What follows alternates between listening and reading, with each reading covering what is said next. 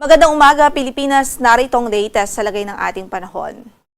Meron tayong minomonitor na low pressure area sa loob ng PAR at huling nakita yan sa layong 755 kilometers silangan ng Davao City. At kasalukuyan ngayong kanyang trough, nagdudulot na po ito ng mga pagulan sa silangang bahagi ng Kabisayaan at ng Mindanao.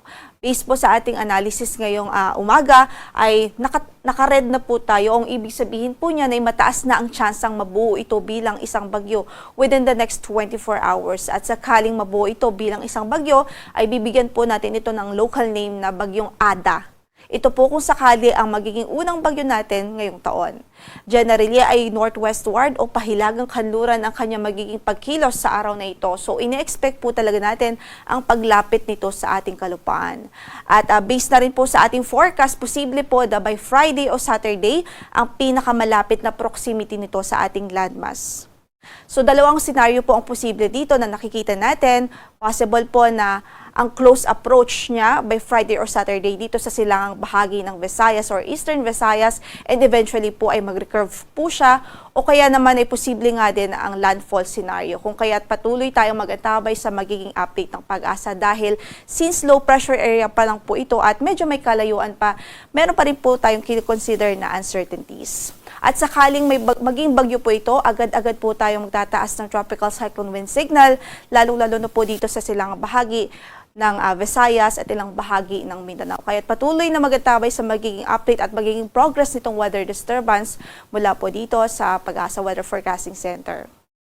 Samantala yung northeast monsoon ay patuloy na nakakaapekto sa Hilagang Luzon at nagdudulot pa rin huya ng mga pag-ulan doon maging yung malamig na panahon.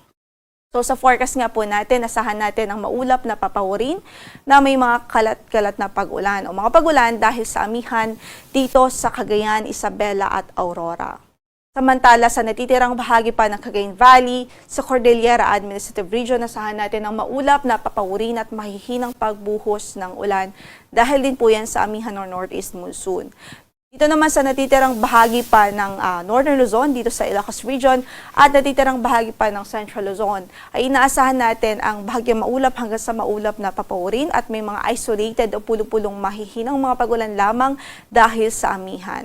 So maliban sa mga pagulan na yan, asahan din ho natin yung may kalamigang hangin, lalong-lalo na po sa gabi at madaling araw.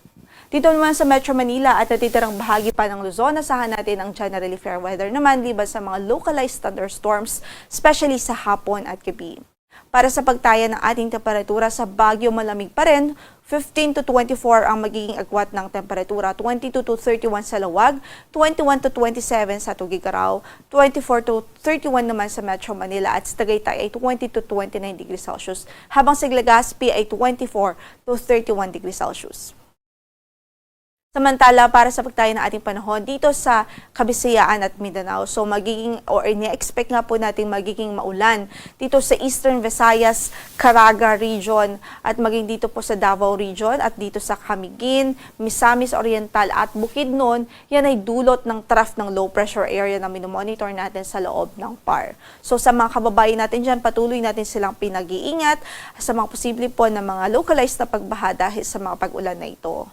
Sa natitirang bahagi naman ng Visayas at Mindanao, asahan natin ang bahagyang maulap hanggang sa maulap na papawirin at posible rin ang mga dagliang pagbuhos ng ulan, especially dahil sa mga localized thunderstorms. So sa Tacloban, 25 to 31 degrees Celsius ang inaasahang magiging agwat ng temperatura. Sa Cagayan de Oro ay 24 to 30 degrees Celsius, 25 to 30 sa Davao, sa Zamboanga ay 24 to 33 degrees Celsius, 26 to 31 naman po sa Iloilo, habang dito po sa Cebu, 25 to 31 degrees Celsius. Sa Puerto Princesa ay 24 to 32 degrees Celsius, gayon din sa Kalayaan Islands. Wala rin po tayong gale warning na nakataas ngayon sa anumang bahagi ng ating mga baybaying dagat, although pinag-iingat pa rin natin ang ating mga kababayang mangingisda, especially yung gumagamit ng maliliit ng sasakyang pandagat dito po sa Northern Luzon kung saan ay inaasahan pa rin natin ang katamtaman hanggang sa maalong kondisyon ng karagatan.